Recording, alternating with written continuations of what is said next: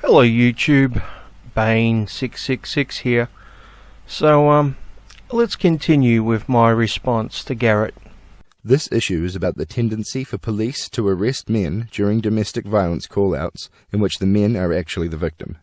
And it is about police confirmation bias in general in all forms of domestic disputes resulting in men being treated unfairly and unlawfully. This claim is backed up by the data. Studies indicate that when men are victims of domestic violence by women, the police and the justice system have issues of bias against them. This is one of many police bias problems, most of which involve confirmation bias. There's a new trend in US police forces called bias training that is attempting to address this, and many of the programs are showing a lot of success. However, the overall problem requires long-term cultural change with regard to the wider issue of why the police have these biases. Hence, activism on this issue is entirely warranted, and this is a legitimate issue. The second thing I want to make clear is that not only does this problem have nothing to do with feminism, it is actually being addressed by feminists. I see. So the problem is with the police and the legal system, and it's got nothing to do with feminism. Feminism has had no effect on it whatsoever. Okay, so let's examine that, and I think the best way we can do that is to take a look at how the laws around domestic violence have changed over the last, say, 20 years or so, and to see if feminism has had any effect or influence on those laws, either in a positive way or a negative way. So let's have a look at partner abuse, new directions in research, intervention and policy, because this report sums up nicely some of the changes in the laws over the last years. So I guess the first one we should start with is the mandatory arrest laws. Mandatory arrest laws. Because of the grassroots and lobbying efforts of victim advocates, laws and policies were enacted across the country to address the problem. A central component of these efforts, strengthened through enactment of the Violence Against Women Act in 1996, was a call for a vigorous law enforcement response. Statutes in numerous states directed police officers to undergo training on domestic violence and victim assistance and limited their discretion. Under the assumption that intimidated witnesses are reluctant to testify against their abuser, district attorneys began to adopt no-drop prosecution that circumvented victim cooperation. The 23 states that call for mandatory arrest allow the least amount of discretion, with statute language that ranges from vague, as in Colorado, probable cause to believe a crime of domestic violence was committed, to more specific, as in Washington, where police can arrest when there is probable cause to believe a person 16 years or older within the previous 4 hours assaulted a family or household member and believes 1. Felonious assault occurred, or 2. Assault resulting in bodily injury occurred whether injury is visible or not, or 3. Any physical action occurred which was intended to cause reasonable fear of imminent serious bodily injury or death. Herschel, 2008, pages 19 to 20. An example of a pro-arrest state is California, where the written policy shall encourage the arrest of domestic violence offenders if there is probable cause that an offense has been committed. Herschel, 2008, pages 21.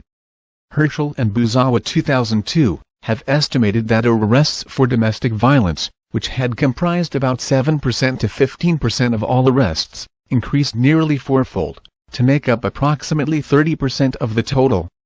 According to national crime surveys, rates of assaults between dating and cohabiting partners dropped across the country, with California experiencing a decline from 5.8 incidents per thousand in 1993 to about 2.2 per thousand in 2005, Catalano, 2006. Unfortunately, these positive developments were accompanied by unintended negative outcomes.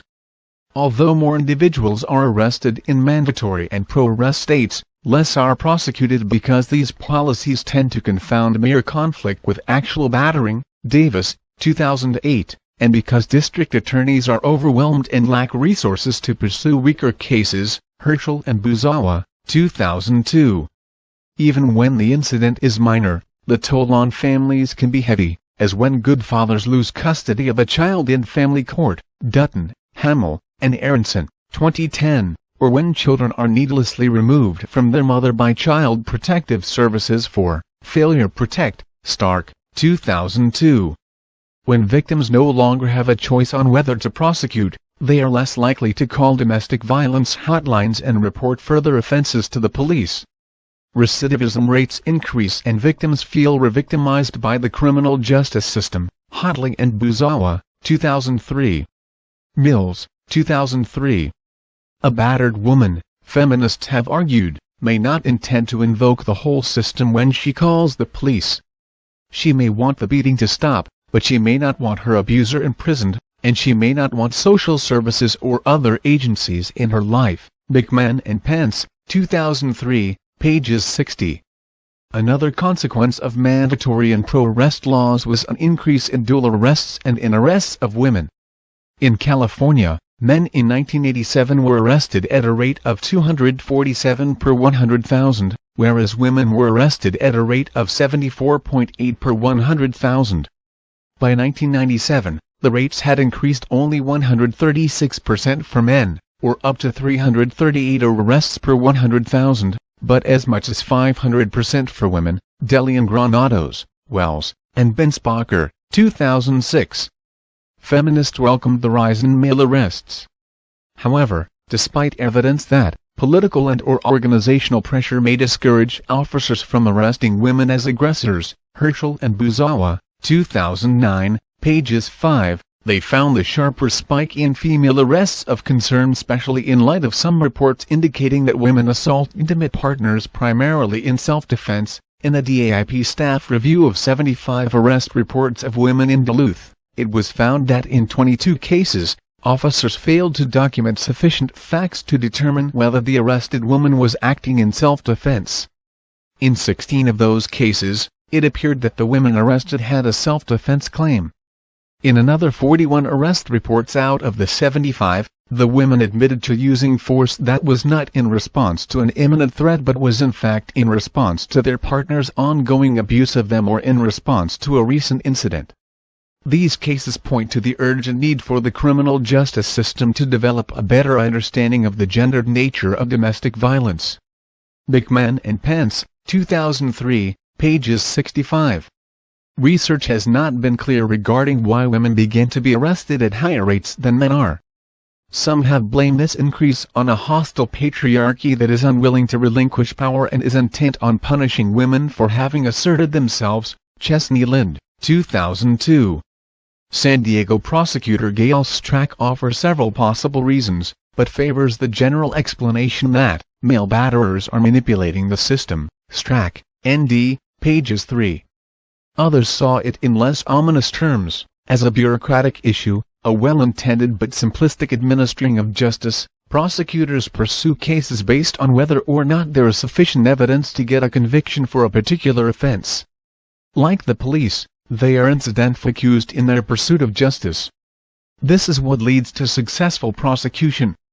Prosecutors are driven by the specifics of the assault case before them and not the relationship behind the assault. McMahon and Pence, 2003, pages 52. Okay, so to sum up, we had a situation where actual victims of domestic violence weren't charging the victimizer either because they were intimidated or they didn't want to get their partner in trouble. So to counter this, the feminists lobbied to get mandatory arrest laws passed.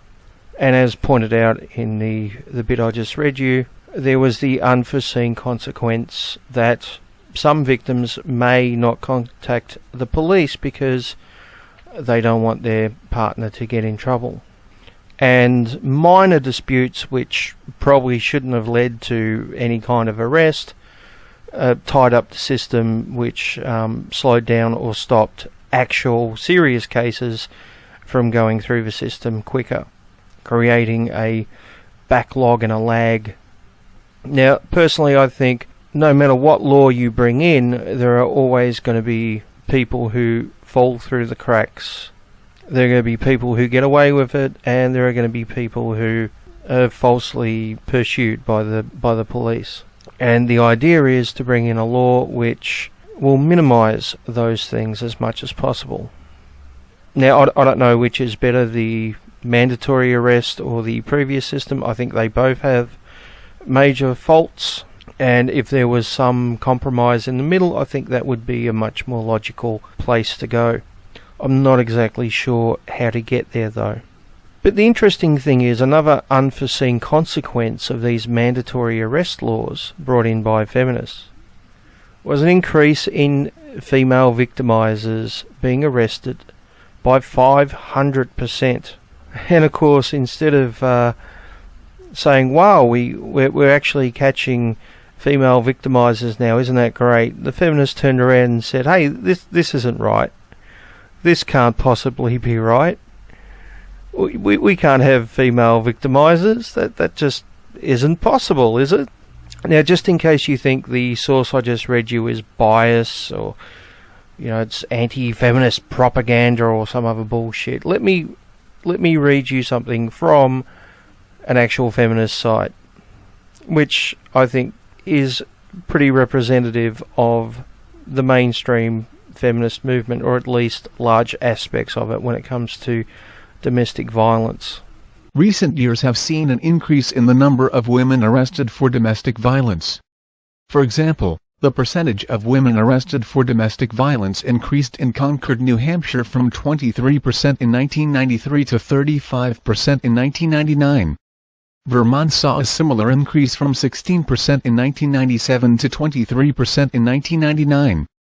Some have attributed this to the increase in mandatory arrest policies, in which police are required to make an arrest if there is probable cause that a person has committed domestic violence. Passage of these laws was advocated by feminists and domestic violence experts to address the inadequate response to domestic violence victims by law enforcement. When officers arrive at the scene of a domestic violence crime, they often cite evidence that both partners have engaged in some aggressive behavior, and arrest both the man and the woman. This dual arrest strategy fails to take into account which of two people is primarily responsible for the aggression and which one is responding out of self-defense, and can have devastating effects, particularly if there are children involved in the relationship. Now, this is very interesting. You see, it's the typical feminist mindset. It's the cornerstone that modern-day feminism is built upon, where the man is the violent aggressor and the woman is always the helpless victim, and never, ever, ever is the woman the aggressor. Never is the woman the victimizer. So here we have a situation where the author is admitting that sometimes both parties are violent. So if you have a situation where a man is violent towards a woman, well, that's because of toxic masculinity and males wanting to dominate women, and the patriarchy, and women being oppressed, and everything else that you constantly hear from feminists. If a man and woman are violent to one another, well, then once again it's the violent man doing this with his toxic masculinity, and it's just the poor woman, the poor woman being violent in self-defense, because a woman would never ever be violent unless it was in self-defense, right? That's the feminist mindset. And at no point does the author mention male victims of female perpetrators. In the author's mind, violence is a one-way street. It's something that men do exclusively to women. And if there is that 1 in a million rare case where a woman is doing it too, well, she must have had a reason. Here's a little reminder of the danger of a woman scorned. Ashley Madison. Yes. Watch what happens on the streets of Hong Kong when a young female confronts her boyfriend and accuses him of cheating. On Ashley Madison. Oh dear me. What's happening? The incident drew a crowd and police eventually arrested the woman and charged her with assault. Is this not a joke? No. Oh, this The clip's become a viral hit, but it's quite serious. Well, the question is, did he deserve that? On that. The question is, did he deserve that? Now, let's, for argument's sake, say there was a situation where the genders were reversed. It was a man slapping the shit out of his girlfriend in public because he suspected that she had cheated on him. Do you think TV presenters would be asking, did she deserve that? And if they actually did, what do you think would happen to them? Do you think they would still be working? There would be such a public outcry that they'd be fired immediately. But this is typical of the views of males on the receiving end of violence, and women as the victimizer. There's this thing called the empathy gap, where when a woman is a victim, society empathizes with her and understands what she's going through and wants to defend her. But when a man is a victim, well, that's totally different. And when a woman is a victimizer, well, she must have had a reason to do it, otherwise she wouldn't do it, because women aren't like that. It's perfectly reasonable, apparently, to see men as violent thugs, but we just can't imagine that a woman would ever do any violence without a legitimate reason. And then we as a society call this equality. Now let me stress, I think both men and women are human and have human emotions and human flaws, and are both capable of doing shitty behaviour, which includes violence when it's definitely not necessary. And in domestic disputes, both men and women are capable of using violence in self-defence. But society doesn't view things like that. It only sees males as violent and females as victims. And if a female is violent, she must have had a good reason. Now, I can't blame feminism for this. This isn't something which was started by feminists, but it most definitely is amplified by the feminist movement. And in many ways, it is the cornerstone of modern mainstream feminism, with the bad man, the masculinity being evil or wrong or violent or cruel or unfeeling, and women always being the victim or the caring, compassionate, non-violent, good gender. Once again, this is not equality. So, as I've just pointed out, mandatory arrest laws had their problems, and this led to a change in the law, once again brought about by feminists, which resulted in the dominant aggressor laws. To counteract this problem, some departmental or statewide policies now provide guidelines for an officer to determine who is the primary aggressor in a violent incident.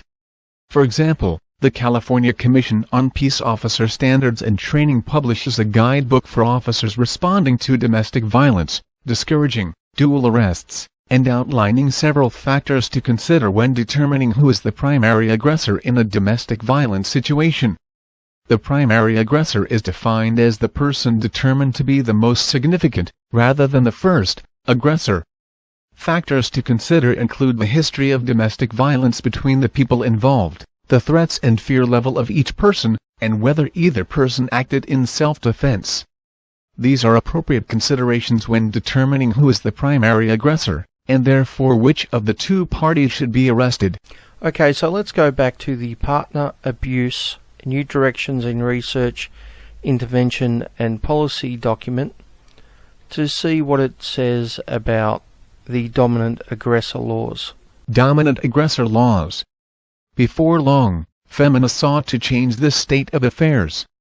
Working closely with policymakers, advocates for battered women pushed for the implementation of the so-called primary aggressor or dominant aggressor, predominant aggressor, guidelines that would curb the arrest of victims by taking into account the relationship behind the assault. Deli and Granados, et al., 2006.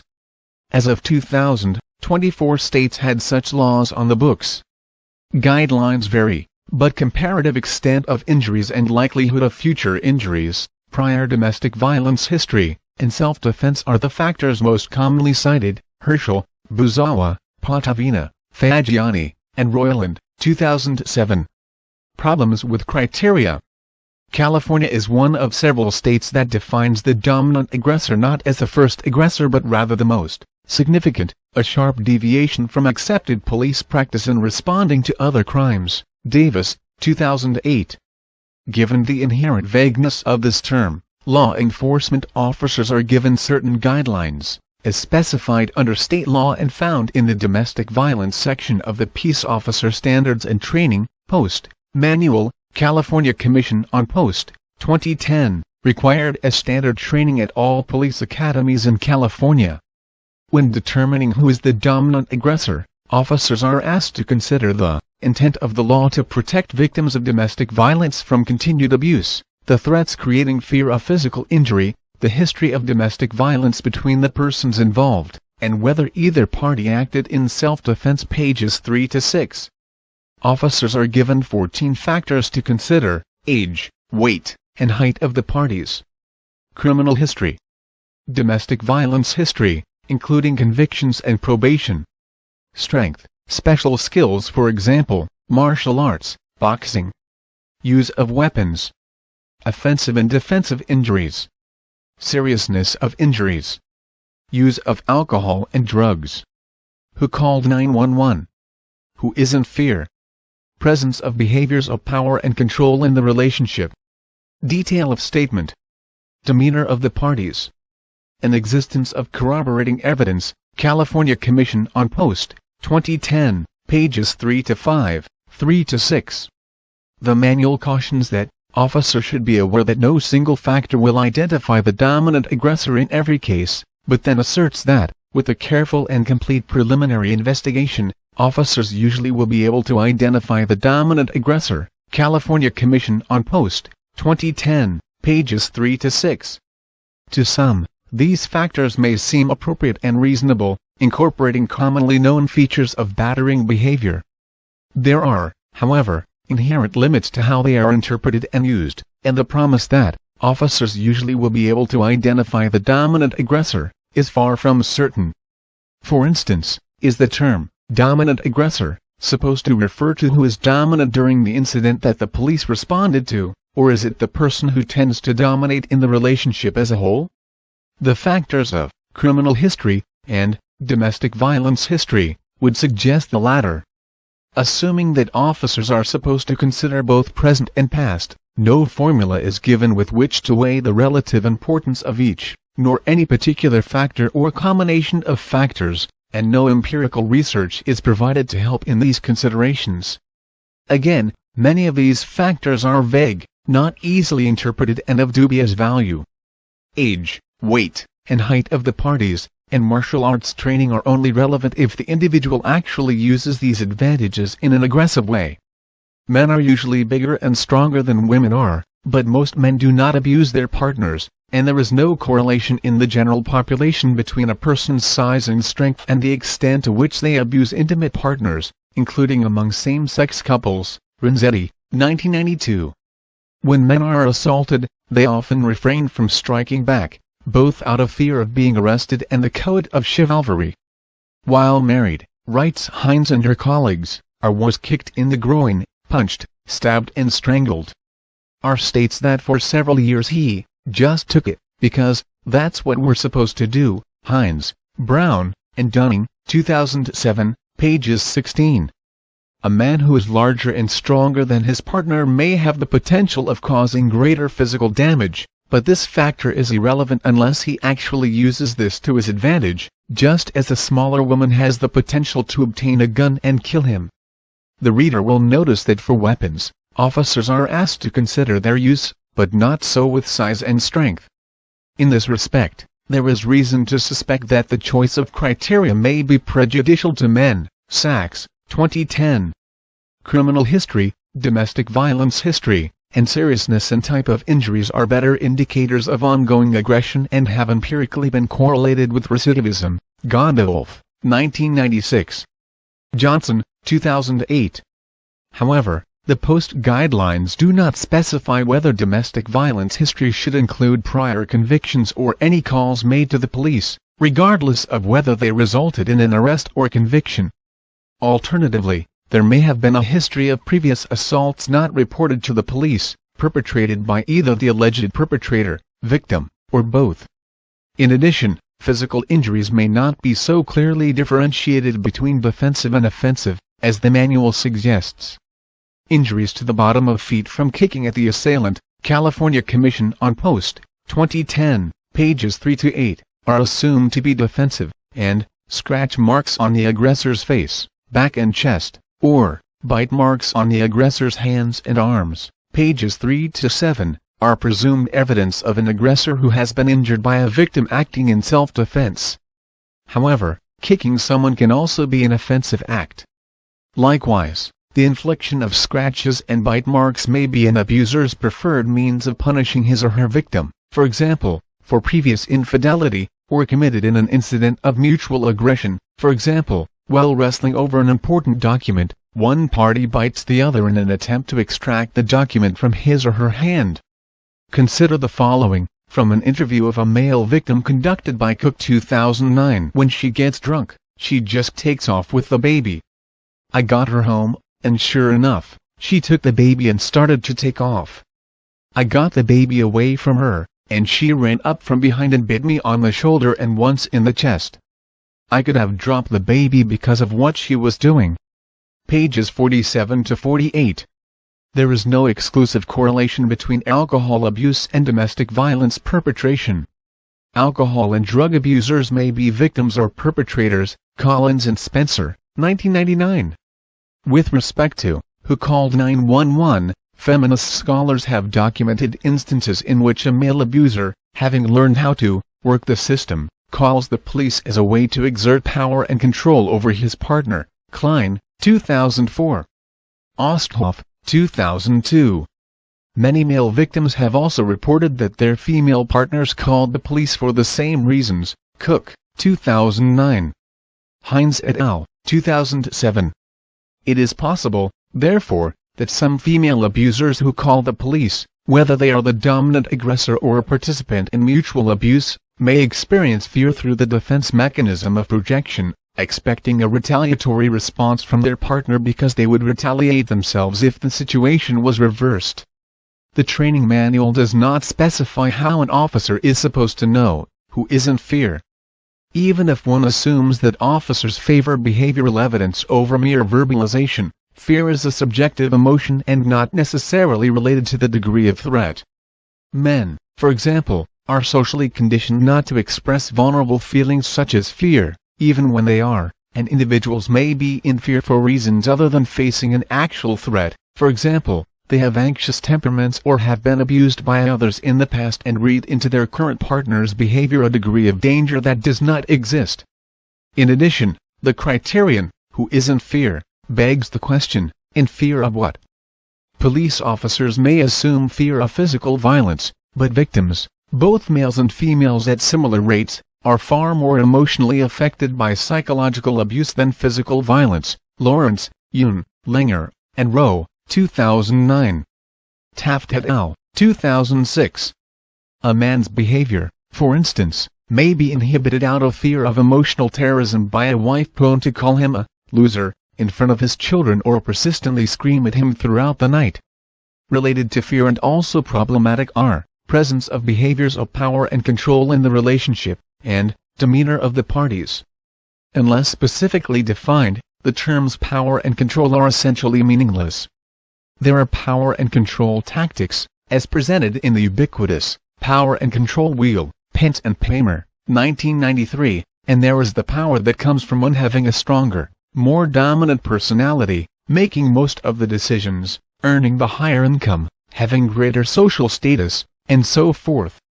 Assuming that police ought to only be concerned with the particular tactics, which tactics?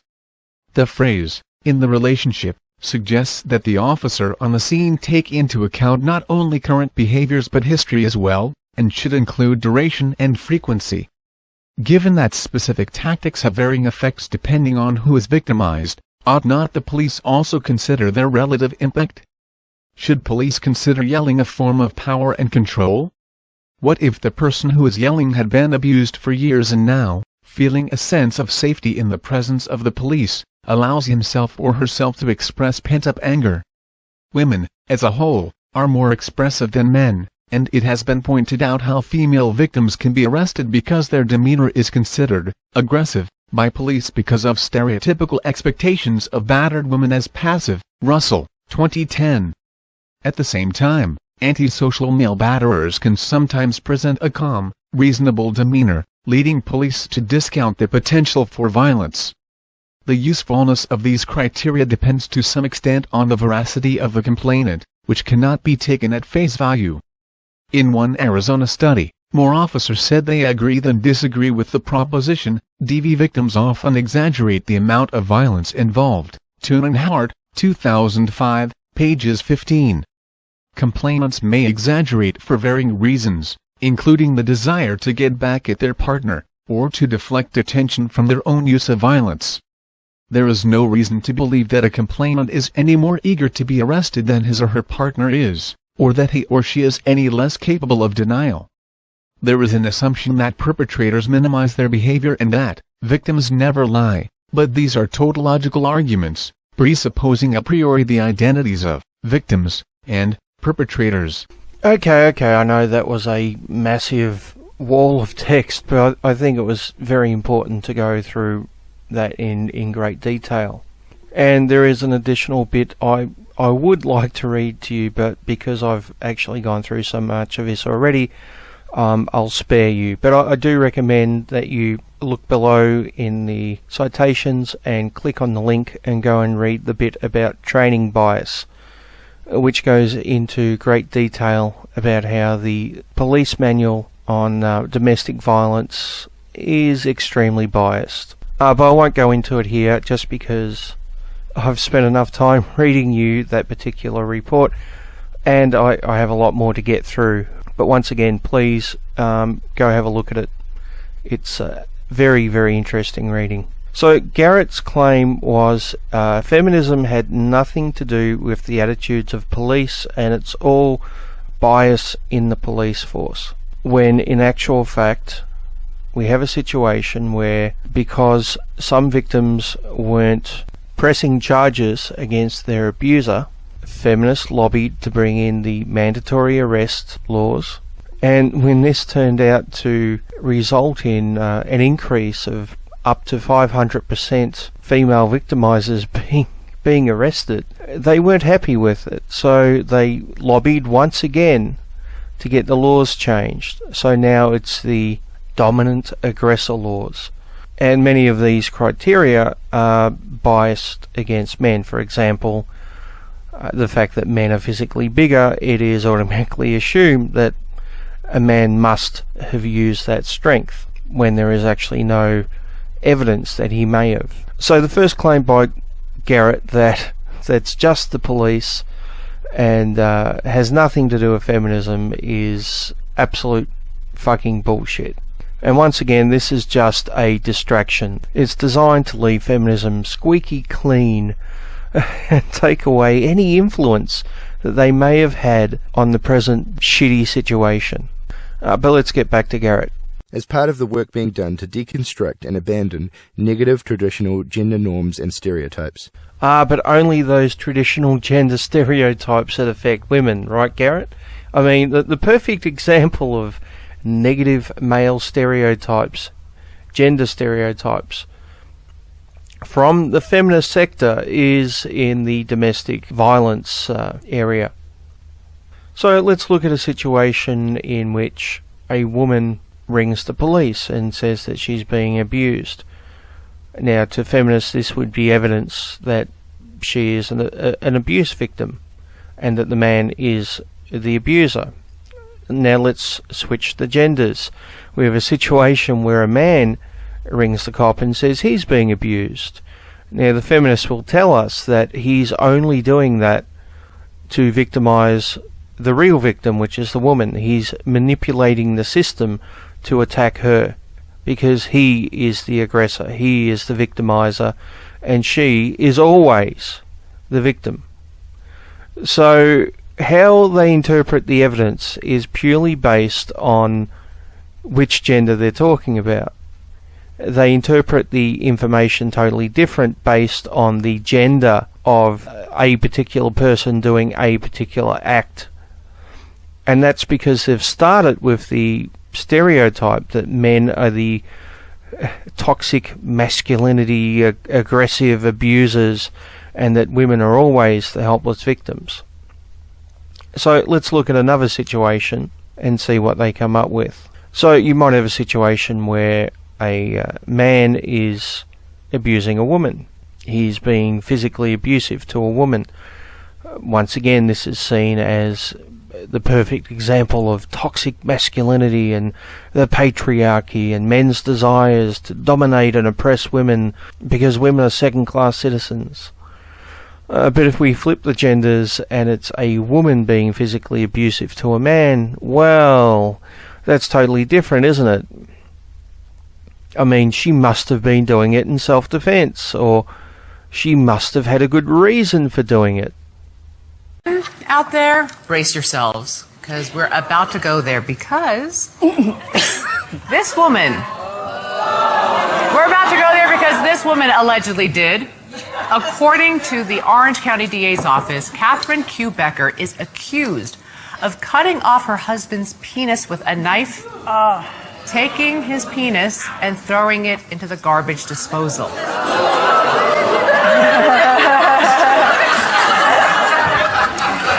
She's been charged with felony torture and aggravated mayhem. Police say Becker attacked him because he filed for divorce.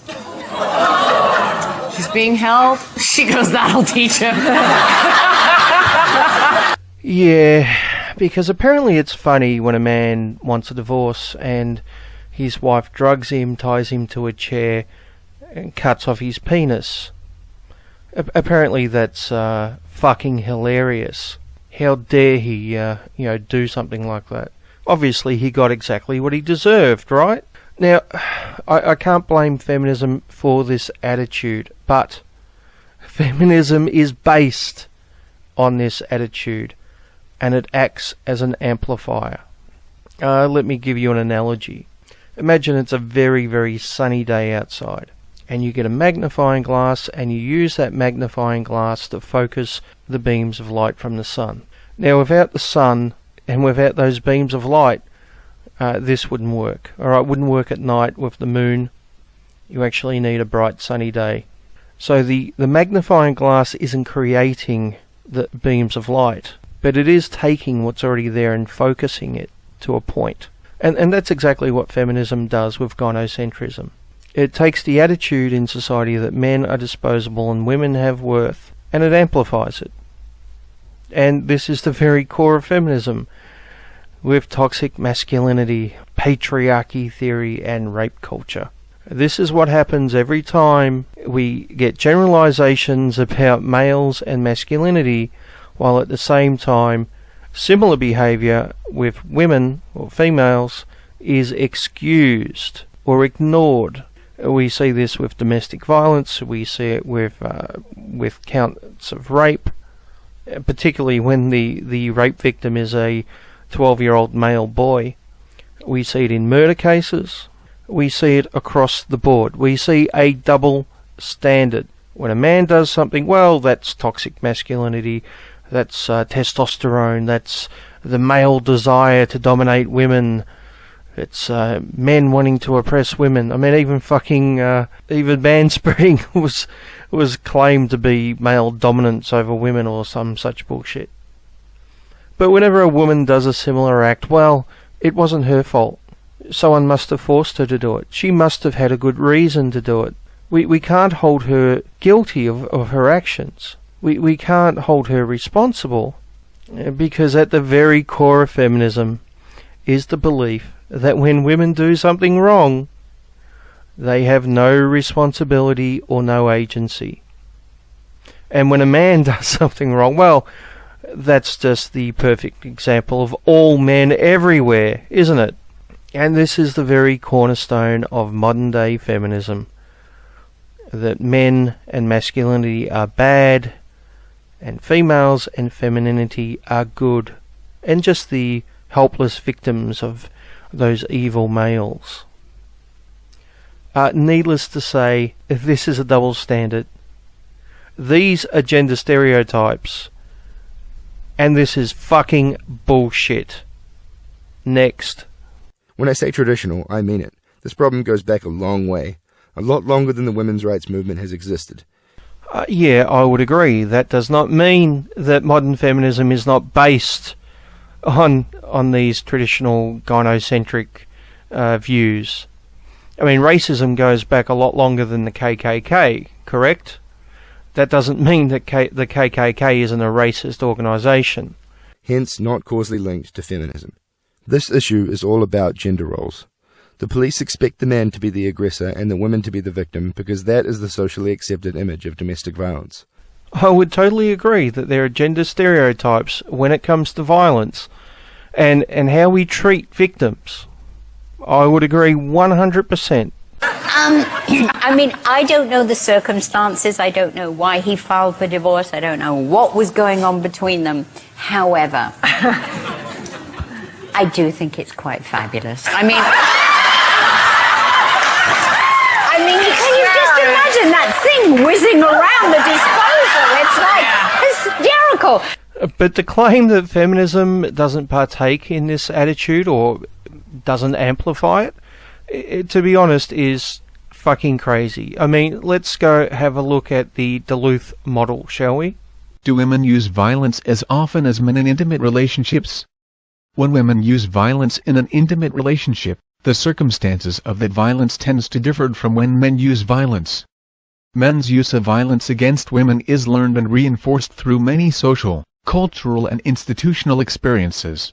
But however, I think I would have just, depending on why she cut it off. I mean, it does depend on the reasons why. Does it? Oh, yeah. Oh, yeah. Yeah, standards. Practice it. What would be an acceptable reason? I'll think of one. I would have just thrown it in the dog's bowl. Women's use of violence does not have the same kind of societal support. Many women who do use violence against their male partners are being battered. Their violence is used primarily to respond to and resist the violence used against them. Many women. What exactly? What percentage exactly is many women? Is it 10% of victims? Is it 90%? How exactly do we define many women? It's kind of a very fuzzy, unspecific term, isn't it? And how many men do exactly the same thing? How many men who are arrested are actually using violence in self-defense against a violent woman? But they never consider that, do they? That doesn't cross their mind for a moment that a man might be defending himself against a violent woman. That doesn't fit their narrative. That isn't even considered. Not for a second. And here we have the perfect example of a double standard based on someone's gender. On the societal level, women's violence against men has a trivial effect on men compared to the devastating effect of men's violence against women. Oh, so when a woman is violent against a man in a domestic abuse situation, that's just trivial. It doesn't really affect the man in any serious way. Oh, okay. He turned around and punched me in the head in front of a young bloke. She came in and was just verbally assaulting me. I ended up in a fetal position, sucking my thumb on the shower floor, just screaming inside, I can't handle this. And she was saying, you might have a doctor's field, but you haven't got me filled. There's nothing wrong with you. There's never been anything wrong with you. In the mirror, Ian McNichol looks back at a man who was once broken, physically, mentally, and almost totally. She was incredibly violent. I'll give you 3 or 4 examples. She placed lit cigarettes up my nostrils and forced me to go to sleep with those cigarettes still in my nose. She held my eyes open while she sprayed bleach into them. She assaulted me with a steam iron. She placed it on my left lower arm, on my upper right shoulder and in the middle of my shoulder blades.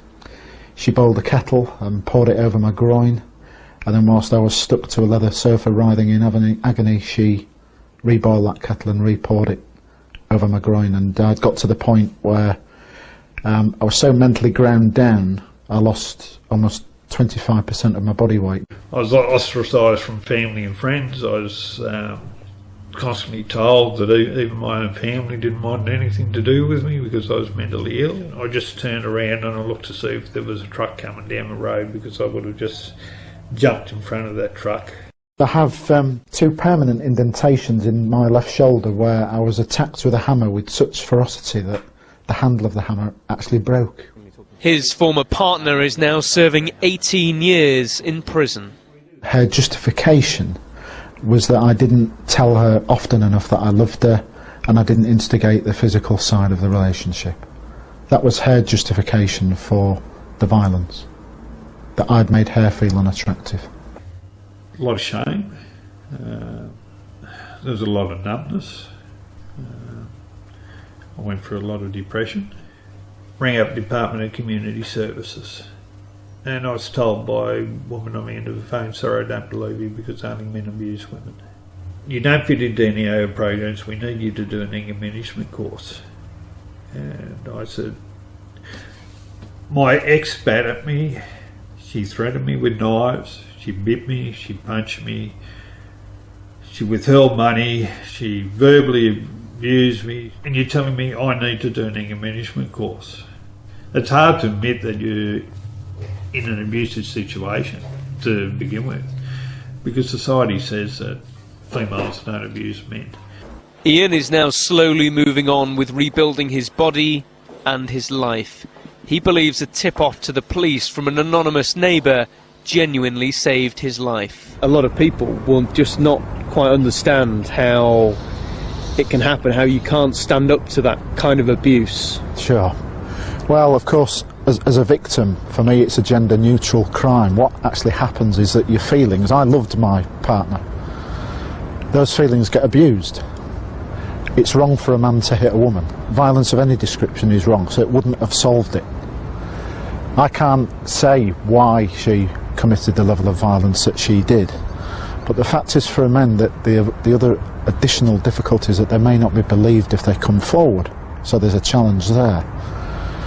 But all victims should find the strength to confide in someone, because help is out there. I know that from my own experience and proof of that. And it took me a long, long time to even admit to myself that I was a victim of abuse. I became homeless because of abuse. I had nowhere to go. So when I ring up the government services, no, we don't believe you. When I told other people, they'd say, no, I don't believe you. It happened in an instant. Rubbing alcohol, a lighter, and absolute terror. It was just extreme heat and flames, and it seemed like the whole house was on fire. The house was not on fire, but Melvin McDaniel was. His arms, chest, and hands engulfed in flames. He battled to tear off his burning clothes.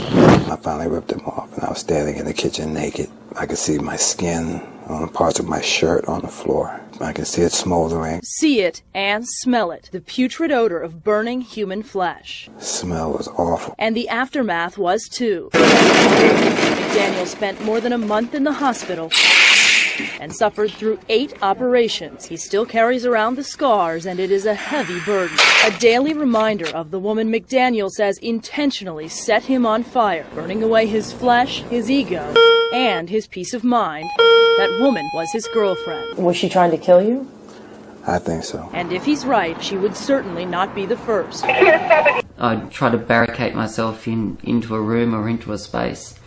And whilst in there, the violence would continue out into the lounge room, where all my stuff would get smashed or broken. There'd be repeated sort of kicking and smashing on the doors. And it just kept on developing and growing. I was attacked with scissors, ashtrays. I was hit with a marble chopping board. I'd have cigarettes put out on me. I don't think there's any object in the house that at some stage wasn't used as a weapon. But for me personally, the biggest problem was the psychological and emotional violence. Mark was with his abusive girlfriend for nearly 10 years. He's rebuilding his life now, so we've agreed to keep his identity hidden. Rick Stratton participates in the shelter's outreach program. His wife did time for 6 felonies, including stalking, abuse, and causing grave bodily harm. He says she broke his ribs, his jaw, and his confidence, and when doctors treated his injuries, he lied. I'm getting 3 or 4 stitches in my jaw, and I'm telling them that I fell down and hit a TV. It's definitely had a profound impact on myself and the way that I view myself and my relationships now. Even my current relationship, there's no violence, nor has there ever been any violence, but I'll still put tins of paint or bottles or something like that in front of a door, so when I'm laying down having a sleep, I can hear if somebody else is coming into the room. But it's society's lack of understanding that is still the biggest challenge for victims. People will say to me, what was the biggest problem I faced? And I always come back to the same thing, it's belief. People believing that what you're telling them is true. I'd be attacked, and by the time the police would arrive, she'd be cowering in the corner, playing the victim role. And then you've got me in one corner who's quite animated, and the police look at that and see, you know, you're guilty straight away. They didn't have the experience. They took it at face value just all the time. And I was like hitting a brick wall. Whilst it might seem positive that more men are coming forward, isn't there a danger of overstating the case? If you look at the large body of research that's done in terms of domestic intimate relationships, there is a greater prevalence of women who say they have hit their male partner than women say they have been hit by their male partner. After a long struggle, Mark finally found help and escaped the abusive relationship. Do you think you're healed now? Yeah. I've worked really hard to get my life back together, really hard. But I'm going to carry scars with me for the rest of my life. Women's violence against men has a trivial effect on men. Fuck you. If we ignore the power imbalances in relationships between men and women and power imbalances in society, we miss the opportunity for real societal change. By naming the power differences, we can more clearly provide advocacy and support for victims, accountability and opportunities for change for offenders, and system and societal changes that end violence against women. Well, isn't that interesting? So it all comes down to power imbalances in society, and because women are oppressed by the evil, privileged, domineering men, then only those women who are victimised count. And the men who are victimised, well, they don't really count because, well, they're in a position of power and privilege, right? That's just the natural assumption. Now, let me give you an analogy. Imagine there is a white man walking down a dark street one night, and all of a sudden an attacker comes out and mugs him and stabs him and leaves him laying in the gutter bleeding. Now imagine the attacker is black. Now most social justice warriors would be of the opinion that whites in society hold more power than African Americans, and there's a lot of truth to this. You know, maybe the person who stabbed him is in the position where they need to mug someone due to poverty, and maybe they're more likely to be in poverty because of racism or because of societal attitudes. But at the end of the day, does that really matter to the guy who's laying in the gutter bleeding to death? Does it not count because the guy is white and his attacker is black? Does that somehow make it okay? Should we just ignore that and pretend that it didn't fucking happen? We should just leave him there to fucking bleed to death because whites have more power on average than blacks. Because that's exactly what the Duluth model is saying right here. Because men, according to feminists, have more power and privilege than women, then only violence against women counts, and men can just go fuck themselves.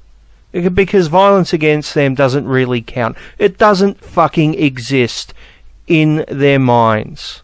And this is what they call fucking equality. Seriously. This is meant to be what's equality. Where we don't judge the actions of the abuser. We don't judge the actions of the victimizer, based on those actions, but instead on what gender they are. Oh, if a man does it, then it's indicative of all men. If a woman does it, well, it's really not her fault, is it? I mean, the man must have done something to deserve it. Patriarchy, male privilege, he probably abused her. She probably did it in self-defense. Always a fucking excuse. And this is meant to be fucking equality? Seriously? And let's not forget it was the Duluth model that gave us the power and control wheel, which demonstrates the power and control that men exert over women using male privilege or economic abuse. Of course, this is only things that men do to women, right? So how exactly did the Duluth model come up with this power and control wheel? How exactly did they do the research to find out whether this is actually representative of the truth? Let's have a look at that. How were the power and control and equality wheels developed? We wanted a way to describe battering for victims, offenders, and practitioners in the criminal justice system and the general public. Over several months in 1984, we asked women in our educational groups for women who had been battered to describe the specific behaviors of the men who battered them.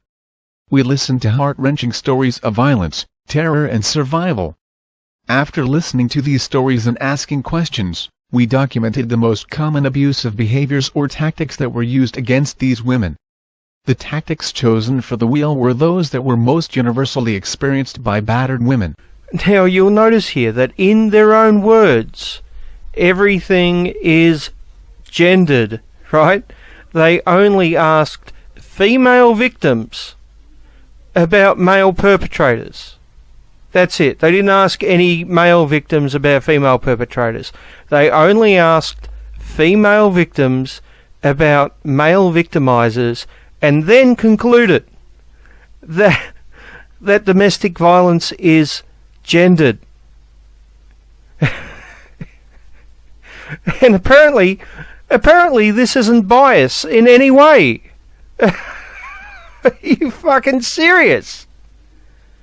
Are you fucking serious?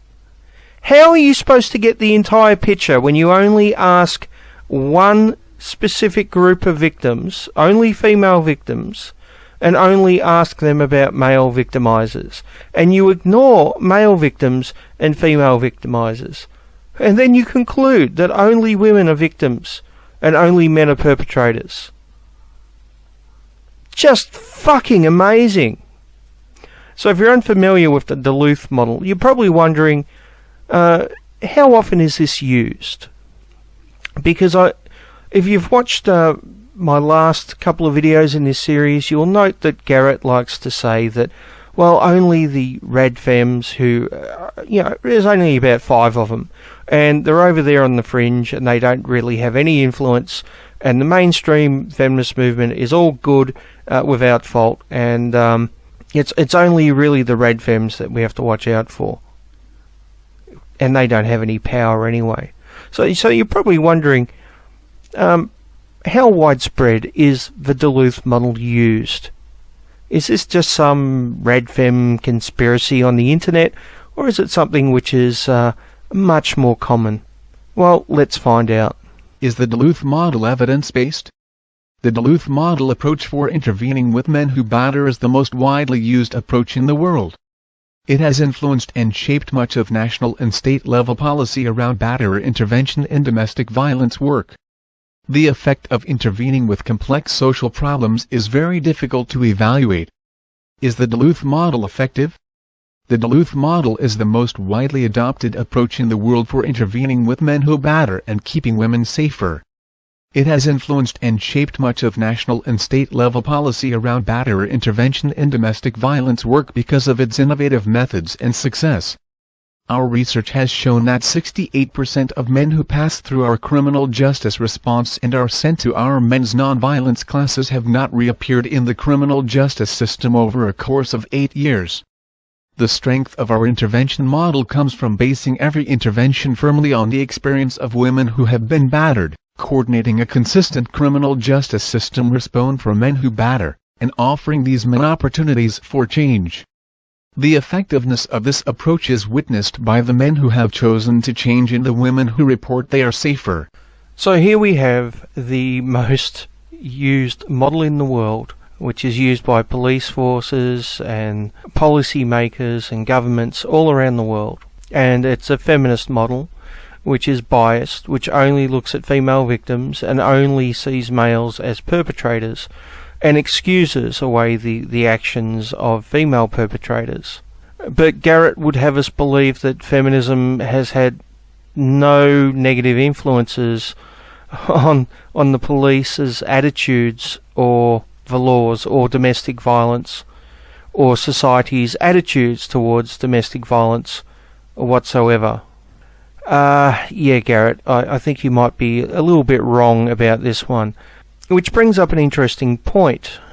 If Garrett is actually concerned about male victims of domestic violence, like he claims, then surely he should be criticising the Duluth model, right? Of course, the alternative to this is that he claims that he's actually concerned about male victims of domestic violence is just paying lip service. But as Garrett brought up traditional gender roles and gender stereotypes, before moving on, I think it only appropriate that we spend a minute or two looking at the White Ribbon campaign, because that one does very much like traditional gender roles and gender stereotypes. And if that's what feminism is fighting against, then it should have a problem with the White Ribbon campaign. Strangely, though, it doesn't. So let's have a look at the White Ribbon campaign's fact sheet about 10 common misconceptions about the White Ribbon campaign. And let's see what they say in their own words. It's a men's issue because men can speak out and step in when male friends and relatives insult or attack women. And it's a men's issue because a minority of men treat women and girls with contempt and violence, and it is up to the majority of men to help create a culture in which this is unacceptable. Oh, so it's men's job to protect women. Because that doesn't sound like traditional gender roles at all. No, it doesn't sound anything like them at all. Of course, it would be nice if women stepped in to criticise or stop abusive women who abuse men, now wouldn't it? Why does a dog have to suffer? Chewing on an old bone. Well, remember the Lorena Bobbitt, the Bobbitt case where Love her. she kind of did that Love first. her. I like candles by her picture. Yeah. You love Bobbitt? Okay, so if a man is a victim, it's okay to diminish his pain, it's okay to laugh at him, it's okay to say that he is probably an abuser anyway and deserved it. But if a woman is a victim, then men everywhere should come to her defence, right? Now, I would think that Anita Sarkeesian might have something to say about this, considering she was criticising the damsel in distress trope in video games, yet here we have feminists promoting it in real life. It's amazing how flexible these concepts can be, isn't it? And of course, a couple of years ago, White Ribbon went one step further when they were having a fundraising gig here in my hometown of Melbourne. They came out with this: Man up. Man up, treat her right, end your silence, stop the violence. A benefit to encourage men to stand up to domestic violence. Yes, men need to man up in the name of feminism, even though we're told that men need feminism because they don't need to be told to man up, because that's a gender stereotype, right? That men need to man up.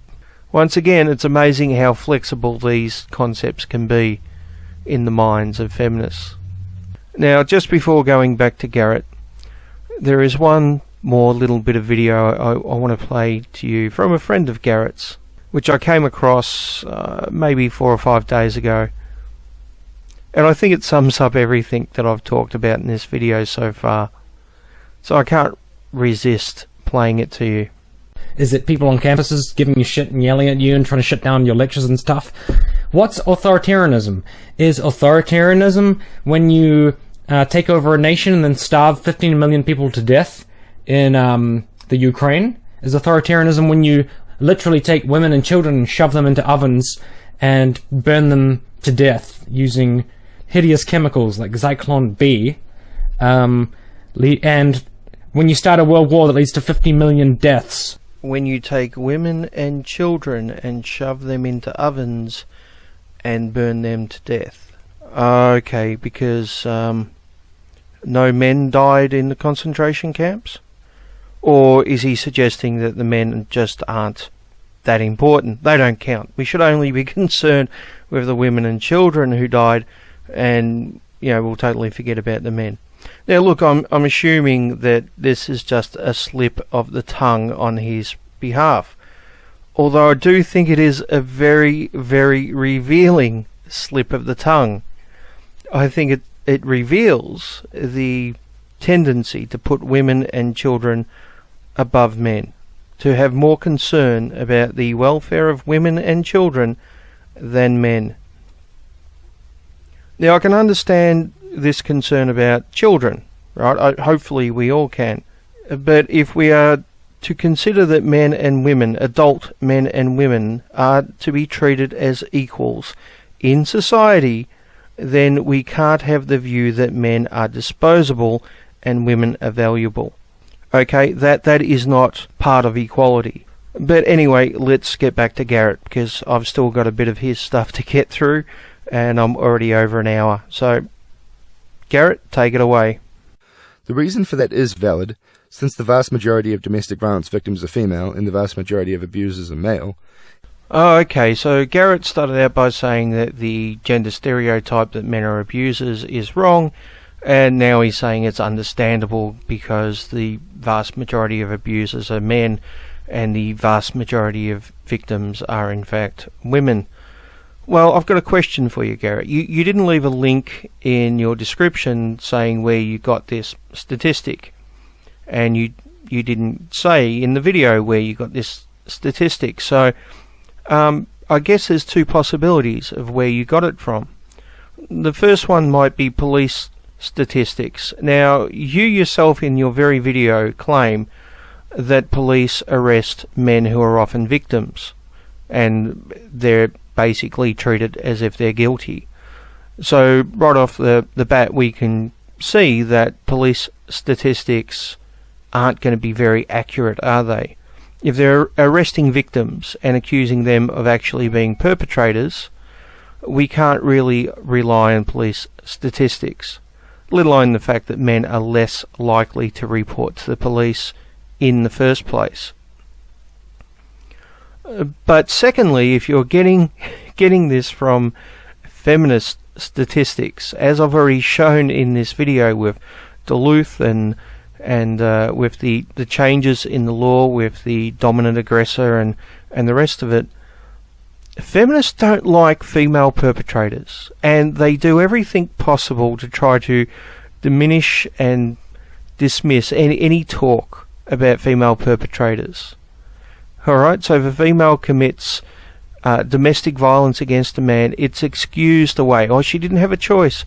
It wasn't her fault. She must have been abused. Otherwise, she wouldn't do it, because women don't do that. And the Duluth model just looked at female victims and male perpetrators and then concluded it was a gendered crime. So how exactly, Garrett, can you answer me this? How exactly are we meant to rely on feminist statistics? And by the way, they're not the only ones out there. You know that every 15 seconds a woman is battered. But how often is a man battered by a woman in the United States? Well, the number is the same every 15 seconds. At least according to Richard Gellis. Gellis is considered one of the country's leading experts on domestic violence. He has made a career of talking to victims and perpetrators, and what he's discovered is that the women are as likely to initiate the violence as are the men. Every reference in here is all pointing to the male being the perpetrator. And what do you think of that? It's just wrong, because it's not always the male who is the perpetrator. So what are the statistics when it comes to men? On A Current Affair, we've covered many domestic violence stories, and every time we do, our inbox fills with emails and messages from men and their families saying they're victims. Now, we know some women's groups will challenge what you're about to hear. A report which says 1 in 3 are victims of some kind of abuse. They simply just don't always report it. Mention the words domestic violence, and the image that springs to mind for most of us is men abusing women. But actually, reported domestic violence against men by women has more than doubled over the last 9 years. Dom Littlewood's looking at this story for us. Rightly or wrongly, we usually think of women as the victims of violence at the hands of men. But 1 in 6 men in the UK experience some form of domestic abuse in their lifetime.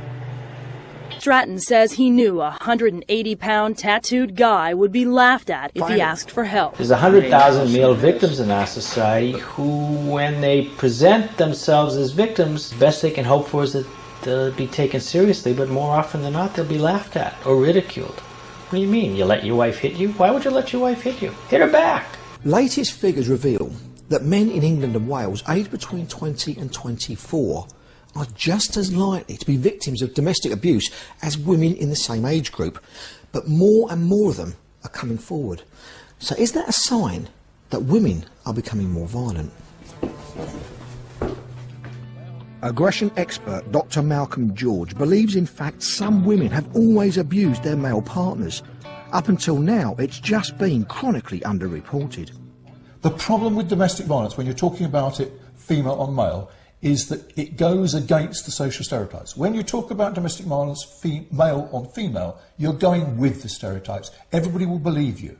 As a society, do we struggle to see men as victims of domestic violence? Yes, because it goes against 2 taboos. The first taboo is that men don't want to be told they can be beaten up by women. But the other thing is that women don't want to hear that women can be violent, because that goes against notions of femininity. Why are so many of these crimes unreported? You get a whole series of reasons why men put up with it. They love the woman, they think she will change, or if they do go and try and, say, for instance, go to the police, they get such a negative reaction that convinces them they shouldn't confide in anybody. Like many female victims, Phil kept up a happy facade. When he did finally go to police for help, he says a policewoman dismissed him. She basically told me, just man up and deal with the problem, because, because my ex was quite small, like, say, she wasn't a large girl or anything like that. She sort of looked at her as if to say, how could she do any damage to you? This place is unique. Now, I can't tell you where it is for obvious reasons, but I can tell you it's one of the first domestic violence safe houses opening up in Britain, solely dedicated to the caring of men. This one's not open yet, it's going to be about another week, it's been refurbed, but I can tell you it's already struggling to cope with demand for places. We've only been up and running for a few weeks. We've got a couple of units open and they're full. And I'm actually engaging with males over the phone every day now, waiting actually to come into our refuges. I'm horrified to hear that, and I'm more. I was horrified to hear it. Yeah, but I'm also more horrified reading through all of these notes to discover that abuse against men is a whole lot more common than we think. It is. Australia really needs to have this conversation. Where women were many decades ago in terms of the silent phenomena of domestic abuse is really where men are at now. I'm not sure if you're aware, our own Australian Bureau of Statistics, there's a statistic in there that 70% of male victims experience assault by a female perpetrator in the home. And that's a higher number than the female victims at 64%. Why aren't we talking about those numbers? Well, how's a man going to talk about that? Yeah. But where's he going to go? Is he going to go to some authority and say, my wife is beating me or something? Well, they're not going to be believed, are they? Well, exactly. This is part of the social influences and the social determinants of health that we need to really put onto the table, particularly in looking at a national men's health policy. Research suggests men are 3 times more likely than women to keep the abuse a secret. There's still a very big stigma about machoism. with men. Dr. Sarah Jarvis is here. So we don't know that there's more of it happening, but what we do know, more of it is being reported, so at least men are talking about it. That's got to be a good thing. I don't think there's that much more of it about necessarily, but obviously by definition we don't know. What we do know is that maybe men feel a bit more comfortable talking about it, but maybe it's just that they know they're not the only ones, and that is so crucial in terms of getting them to come forward. Because the dreadful thing about domestic violence as a man, not only are you being beaten up, but you can't tell anybody. You can't tell your male friends.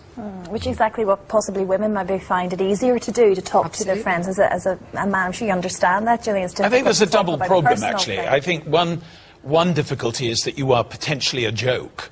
Yeah. Because the idea of the wife chasing you with a rolling pin is a kind of part of British comedy.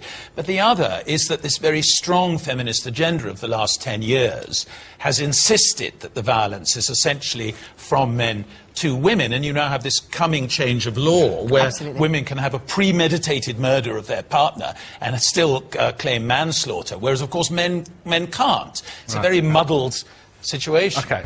It's desperate. The situation is just desperate. Jasmine Newman of Relating to Men says the problem is far more widespread than people think.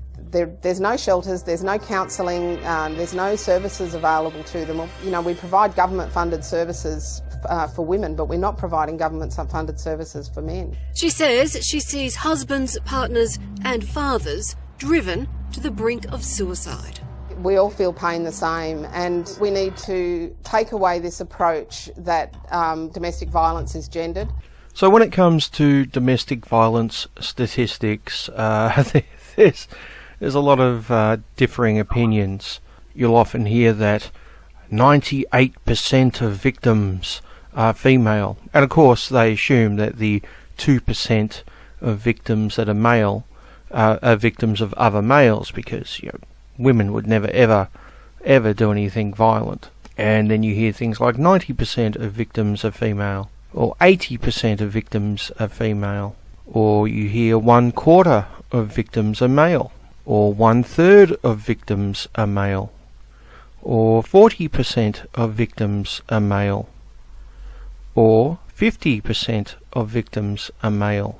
Now there's a lot of reasons why we get so many varying statistics. One is the obvious feminist bias, as has been demonstrated throughout this video. Feminists tend to only look at female victims and totally ignore or excuse female victimizers. And they make the assumption that if a female is violent, well, she must have had a good reason for being so, because a woman would never ever be violent otherwise. Another reason is police bias, as has been demonstrated throughout this video. They're more likely to assume that the male is the victimizer and more likely to arrest him. Obviously these two things would be huge factors in distorting any figures that we might look at. There's also the fact that men are far less likely to report, and more often than not aren't taken serious when they do actually report. Once again, this is a major factor which is influencing the statistics that we look at. Personally, I think male victims fall somewhere between 40 to 50%. But when it comes to more serious injuries, women roughly make up 2/3. Now, the reason for this is pretty obvious, that men typically are larger and stronger than women, and therefore typically can do more damage. But if we're talking about prevention of violence, then we need to include female victimizers as well. When we have a bigoted worldview which only sees men as perpetrators and only women as victims, or the majority of perpetrators being males and the majority of victims being female, we have a distorted worldview. We actually prevent change. We actually aren't tackling those issues that need to be tackled. And considering that domestic violence seems to be generational, where one of the biggest factors in someone becoming a domestic violent perpetrator is the fact that they grew up in a violent household. If we ignore female perpetrators and only focus on those male perpetrators, then aren't we possibly creating the next generation of domestic violence victimizers? Aren't the boys and girls who grow up in a household with a violent woman more likely to turn out to be violent towards their partners when they grow up? But apparently we should just ignore them, right? Now, I should point out that I do have some sympathy for the police. I can't imagine it is an easy job to turn up at a domestic dispute where both parties are upset, emotional, irrational, possibly screaming at one another, and you have to figure out what has actually happened. You've got two different versions of the story, possibly both sides have injuries. How exactly do you determine who is the dominant aggressor? Who started it? Who's to blame? Are they both to blame? Was one acting against the other in self-defense? I can't imagine that's an easy thing to figure out. Now, that doesn't excuse the fact that they typically automatically assume that the male is guilty, but I do have some sympathy for their position. Like I said, I can't imagine it's an easy one. But feminism definitely isn't helping this. Now, it is true that there are some female victims who may use violence in self-defense. I have no doubt of this whatsoever. My problem is that they don't give the same concession to male victims. Did you ever fight back? I wouldn't say back, but I did hit her once. It's the only time I've ever hit a woman. And, yeah, she actually won, because that's what her aim was to get me to hit her. It took her 12 hours. What do you mean it took 12 hours? From when she wanted me to hit her, from when I actually hit her. During that 12 hours I had, probably got punched in the head about 50 times. I got spat in the face a dozen times. I got grabbed by the testicles and dragged to the ground half a dozen times. I got kicked, and eventually she cornered me and got in my face and I hit her. So you're being honest? Yeah, I was instantly sorry because, well, I could honestly say before that I'd never hit a woman in my life, and now I can't say that anymore. However, that simplistic depiction of domestic violence marginalizes male victims and adversely affects them to a significant degree. Traditional, meaning non-biological, gender norms are a major focus of third-wave feminism. It negatively affects both genders, and feminists do not exclude situations in which men are adversely affected.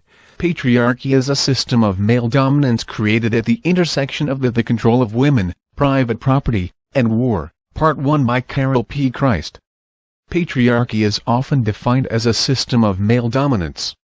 This definition does not illuminate, but rather obscures, the complex set of factors that function together in the patriarchal system. We need more complex definition if we are to understand and challenge the patriarchal system in all of its aspects. Patriarchy is a system of male dominance, rooted in the ethos of war which legitimates violence, sanctified by religious symbols, in which men dominate women through the control of female sexuality, with the intent of passing property to male heirs, and in which men who are heroes of war are told to kill men, and are permitted to rape women, to seize land and treasures, to exploit resources, and to own or otherwise dominate conquered people. Violence has developed gradually through the ages. According to Fox 2002, amalgamation of three schools of thought: Judeo-Christian religious ideas, Greek philosophy and Western legal code has promoted patriarchy in society. All three traditions have viewed patriarchy as normal and natural practice. Male superiority over women has been a norm in the past societies. Even women got used to believe and accept that view. According to those ideologies, women are regarded as inferior and weak human beings for whom being victim of male violence are natural and acceptable in society of ancient times. Fox, Vivian C., 2002, 15-34. However, the situation has changed to some extent. The government and the various institutions in society such as women groups, especially feminist groups, have stepped forward to address the issue of violence against women with more emphasis in recent years. Although various initiatives have been applied by government institutions to eradicate violence, current statistics reveal that women are still subject to many forms of violence, mostly perpetuated by men. The feminist political agenda analysis has reframed the problem of violence against women as one of misuse of power by men who have been socialized into believing that they have a right to control the women in their lives, even through violent means. This summarizes the feminist perspective on domestic violence effectively, as it suggests that it is an abuse of power by men who have been made to believe that they have a right of dominance over women. Others argue that domestic violence is down to individual problems, rather than social. Reasons such as mental illness or damaging childhood experiences are often given for domestic abuse. This kind of explanation aims to blame the victim of the abuse, often suggesting that they have done something to provoke the abuser. While sometimes individual problems can be the cause, an individualistic approach fails to take into account the matter of male dominance and power which abusers generally seek to assert over their victims. Patriarchy and power. The historical nature of gender-based violence confirms that it is not an unfortunate aberration but systematically entrenched in culture and society, reinforced and powered by patriarchy. Systemic gender oppression. Violence against women maintains the structures of gender oppression, be it carried out by individuals in private and/or by institutional forces in the public sphere. Families, communities, and social, legal and civic institutions may covertly and overtly endorse it. Whilst violence commands greater attention and fear, sexism and misogyny do their share to shape inequality, by defining and upholding restrictive gender norms. Patriarchy. Patriarchy is about the social relations of power between men and women, women and men and men. It is a system for maintaining class, gender, racial, and heterosexual privilege in the status quo of power, relying both on crude forms of oppression, like violence, and subtle ones, like laws, to perpetuate inequality. Patriarchal beliefs of male, heterosexual dominance lie at the root of gender-based violence. Patriarchy is a structural force that influences power relations, whether they are abusive or not. So the feminist mindset starts with the concept, the assumption of patriarchy theory, in which all men are domineering shitlords intent on oppressing women because they've been socialized by the evil patriarchy to hold women back for their own gain. And through this lens of patriarchy theory, feminists then look at domestic violence. And what they see through this lens is female victims and male perpetrators. Now, because they're looking at domestic violence through the lens of patriarchy theory, they ignore or excuse female perpetrators. If they're forced to recognise that a woman has done something violent against her partner, then they must excuse it away, saying, well, you know, she must have done it in self-defence. She must have had a good reason, otherwise she wouldn't have done it. The assumption is that women do not use violence. The assumption is that only men use violence. And if a woman is caught using violence, well, it's not because of human nature. She obviously didn't have a choice. So looking at domestic violence through the patriarchy lens creates a distorted view. They then use this distorted view as evidence that patriarchy theory is real.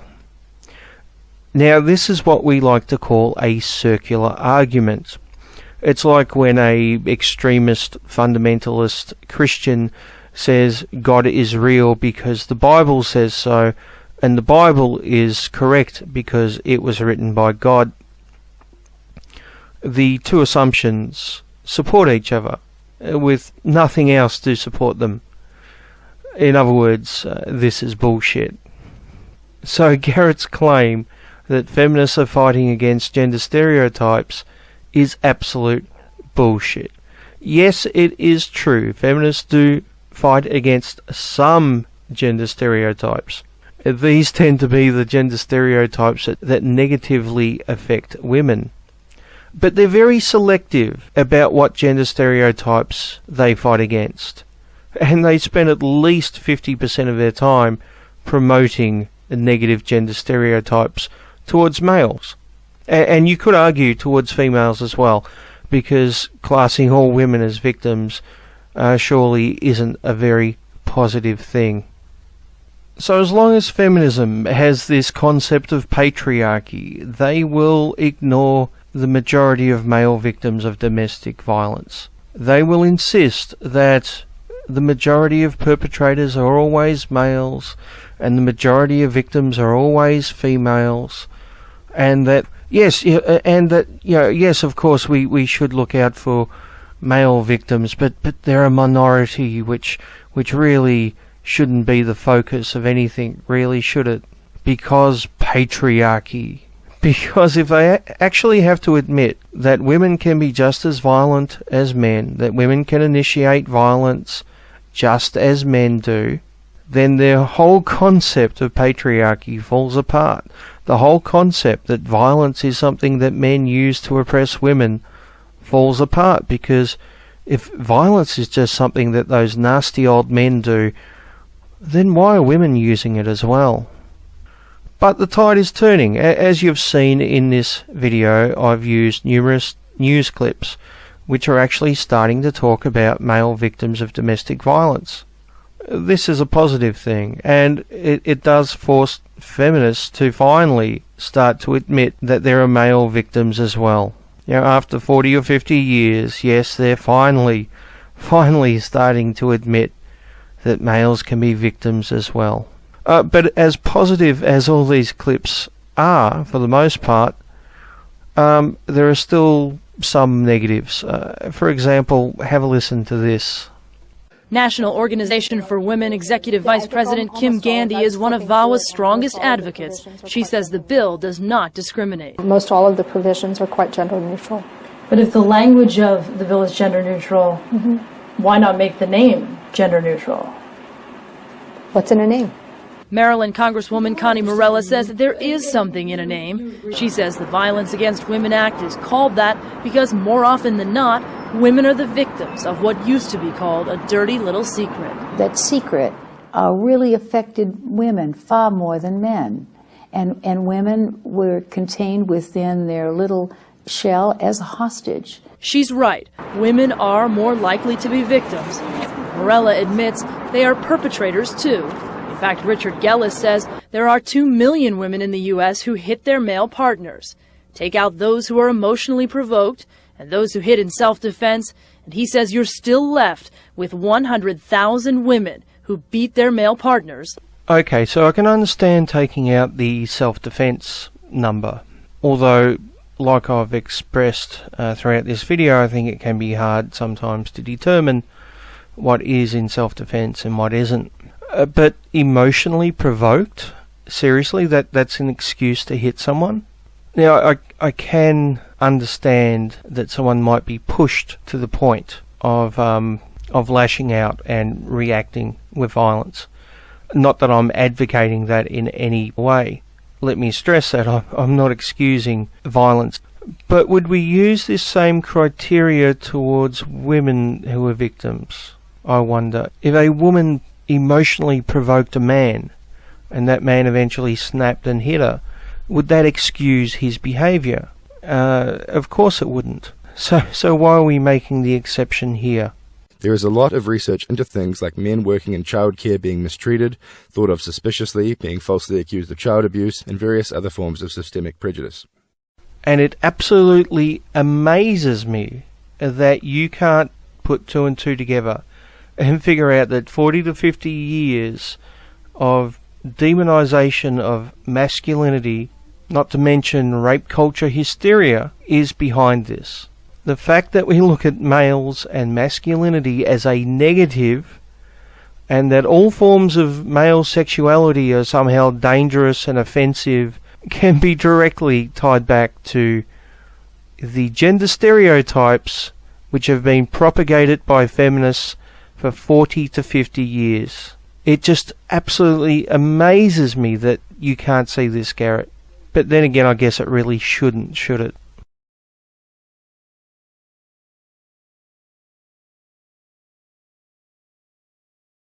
So Garrett finishes this segment with a real problem. Police and courts are biased against men in intimate partner violence cases in which a man is the victim and the offender is a woman. And I would agree with this. And although this issue goes back far further than feminism, in our modern times, the main culprit in this is feminism, with things like Duluth, with things like mandatory arrests and dominant aggressor, with the constant campaigns that only focus on women as the victims and only men as perpetrators, with feminist theories like patriarchy theory, which sees all men as domineering shitlords and all women as the oppressed minority. These things are what's causing the problem in our modern day society. Not making them better, but making things worse. That is, worse for male victims of domestic abuse. Now, as a society, if we can accept that males can be violent, then we need to also accept that females can be violent. There is plenty of evidence of this, right? So if we accept that males can be violent, we have to accept that females can be violent too. And if we accept that some females in domestic disputes use violence as a form of defence, then we have to also accept that some men do the same thing. And if we accept that there are some men who abuse the system, maybe by making false allegations against their partner, then we have to accept that there are women who do this as well. When we look at domestic abuse through a bias gendered lens, we are not helping the situation. We are making it worse. Now, Garrett accused us of never actually putting forward any solution, so let me put forward one, which I don't think I've put this one forward before, so this will be the first time that you hear it. What we should be focusing on is the children who are victims of domestic violence. Now, it doesn't matter if those children are male or female, and it doesn't matter if the abusive parent is the mother or the father or both. We need to focus on those children so we can stop the next generation of abusers. Now, that's not to say that all children who are abused will grow up to be abusers, but from what I've read and what I understand, the vast majority of adult abusers came from childhoods where there was abuse. So let's stop the next generation of abusers. That, to me, would be part of the solution. Now, obviously, that's not the whole solution, because we still have people who are victims, adults who are victims today. So one way to help male victims is to create more recognition of male victims, to make it more acceptable and more known that male victims exist. This is something that the men's rights movement has been trying to do, despite the backlash from feminists who say that we don't really do anything but complain about feminism. Now, if good, positive feminists actually want to help with this, I've got no problem. If you want to stand up for male victims and help male victims, fucking fantastic. Just, maybe leave your patriarchy theory, all men are domineering shitlords and domestic abuse is the result of male dominance bullshit at the door, okay? Because that doesn't really help. If you're actually serious about helping male victims and bringing awareness to male victims, fucking fantastic. And just recently there was news about a feminist organisation in Texas who are actually opening up a male domestic abuse shelter, which I personally think is fantastic. It's only taken 40 to 50 years for this to start happening. Who knows, maybe by the turn of the century we might actually have 10 throughout the world. But, this is a positive thing. Hopefully it is a positive thing. Hopefully it will be run the right way. I'm a little bit cautious though, because the organisation which is running it had these ads up back in 2008.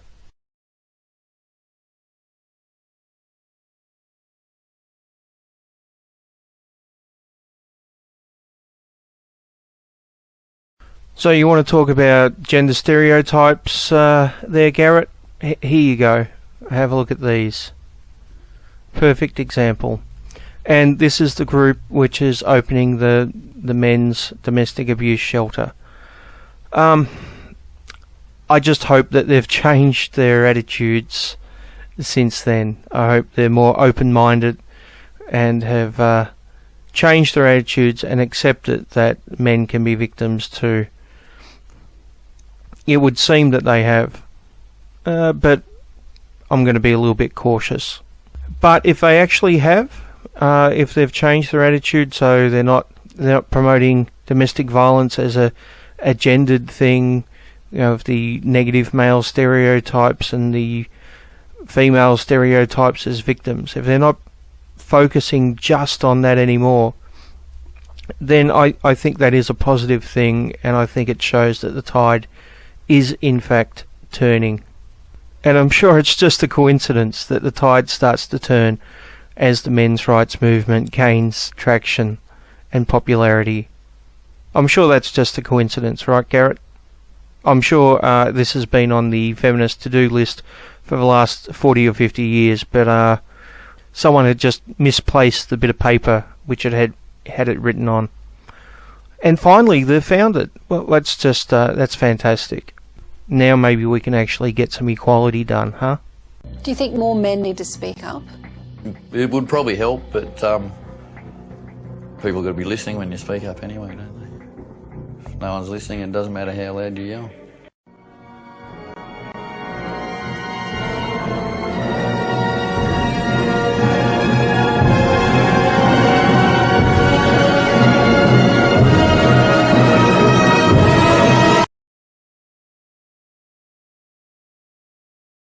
So I recently came across a fascinating little documentary about the present state of rape accusations, false rape accusations in Israel, and the legal system and how it treats, or should I say mistreats, males who have been falsely accused. And I thought this documentary really relates to what I did in part 1 of this series. So I'm going to leave a link below, and I highly recommend that you all go and watch it. In autumn 2015, Yakov Malushkin, a taxi driver, made the headlines all over Israel. Приехал на адрес, зашла женщина и сразу в наглой форме объявляет мне, что она будет курить в машине. У меня работает кондиционер, я сам не курю. Я говорю, выйди из машины. За что? За то, что ты некрасиво себя ведешь. Она начала ругаться матом. Я тебя прошу, я не берусь. Ой, угадал. Хватать меня за руки. Руки убери, некрасиво я веду себя. Я позвонил в полицию. Пока я звонил в полицию, она начала кричать, что ее насилуют. Так, чтобы через телефон полиция это слышала.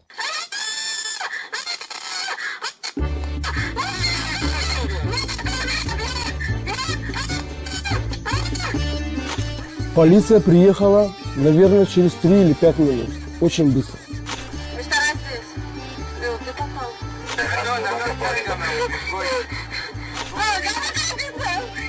שוטר שהגיע לאירוע באופן אוטומטי האמין לה ולא האמין לו.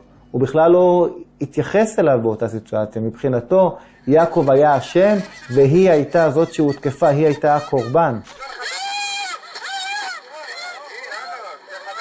לולא הייתה לו את מערכת המצלמות הזאת שהותקנה ברכב שלו, לולא האירוע הזה היה מוסרט בווידאו, יעקב היה מוצא את עצמו מואשם בעבירה חמורה מאוד, והוא היה יושב בכלא בגין העבירה הזאת. Yaakov had bought a dash cam 2 weeks before the incident. He was sick of women threatening him when they didn't want to pay. He once spent several hours driving one such client wherever she wanted to go. Она говорит, подожди, я сейчас принесу тебе деньги, поднимусь. Я говорю, хорошо, оставь какую-то вещь, оставь паспорт или оставь телефон, и можешь идти. Она тут же начала кричать, что ее насилуют. И я решил поставить себе видеорегистратор. И вот, пожалуйста, он помог.